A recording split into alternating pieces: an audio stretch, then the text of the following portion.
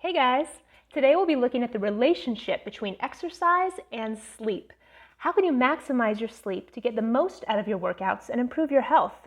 We'll be looking at some of the research today and also look at how my own sleep has been tracking over the past week. Let's get right into it.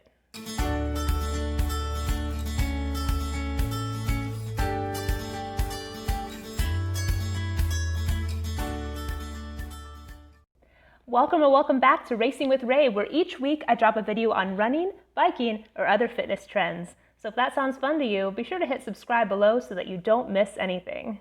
So this is a fitness channel, right? Why are we talking about sleep? Well, it's because sleep and fitness have a symbiotic relationship. Let's look first at what sleep contributes to your workouts. If you're working out a lot, you obviously need a little more sleep because your body needs to have time to conserve energy and also repair tissues. If you don't get enough sleep, workouts will just feel harder. You may have done the same workout last week with great results, but if you repeat it this week on less sleep, your effort will feel a lot more difficult. You won't be able to run as far or bike as far or do as many reps with weights. Essentially, your endurance levels will be lower on a lack of sleep. Do you want to know the main reason that I sometimes skip a workout in the morning? It all starts late the night before, where I want to watch one more show on Netflix or I want to read one more chapter in my book, and it gets to be a little later than I thought. And sometimes at that point I call it and I say, okay, forget the workout tomorrow morning, I need my sleep. Other times I'm incredibly ambitious and I say, oh, I can wake up at 5 a.m. or 6 a.m. tomorrow, no problem. But when that alarm clock rings, I hit that snooze button because there's no way I'm getting out of bed right then with lack of sleep. Have you ever done that? It's hard to have the motivation to work out when you're sleep deprived. Sleep is also one of the key elements that's helpful in preventing chronic diseases like diabetes, stroke, or depression.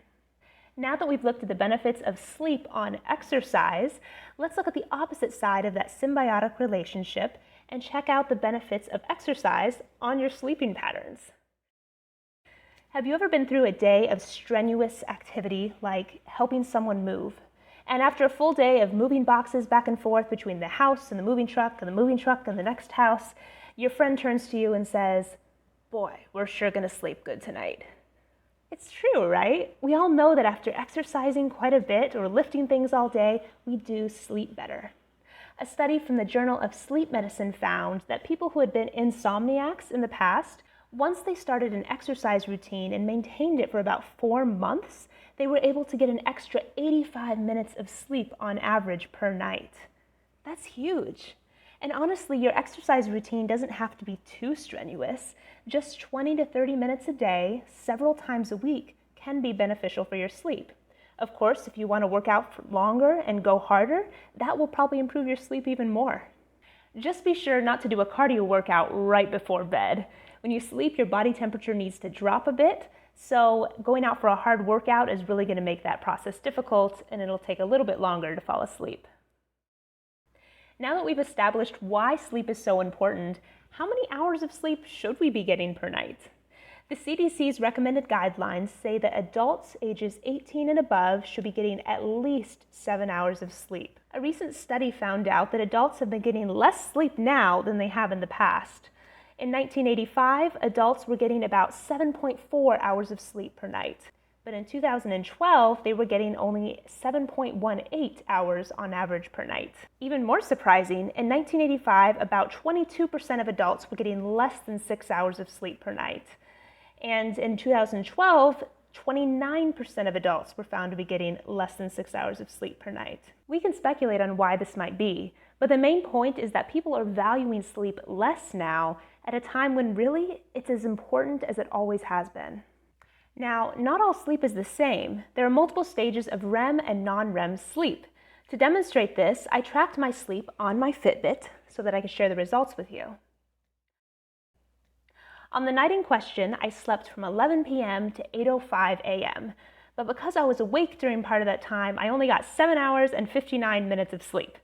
Oh, for that extra 1 minute. Fitbit gave me a sleep score of 87, which is a B+, B.